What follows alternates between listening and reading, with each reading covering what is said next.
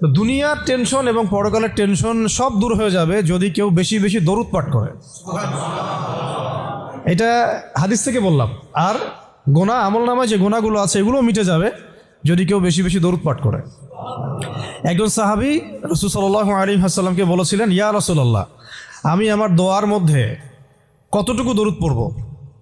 আমি কি 1/4 দরুদ পড়ব?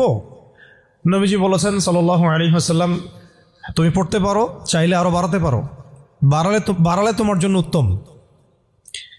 ইয়া রাসূলুল্লাহ, আমি কি তাহলে 3/1 দরুদ পড়ব আর 2 ভাগ দোয়া করব? নবীজি বললেন, করতে পারো, বাড়ালে তোমার জন্য উত্তম। ইয়া রাসূলুল্লাহ, আমি কি তাহলে অর্ধেক দরুদ পড়ব আর অর্ধেক দোয়া করব? নবীজি বলছেন, বাড়ালে উত্তম, চাইলে করতে পারো।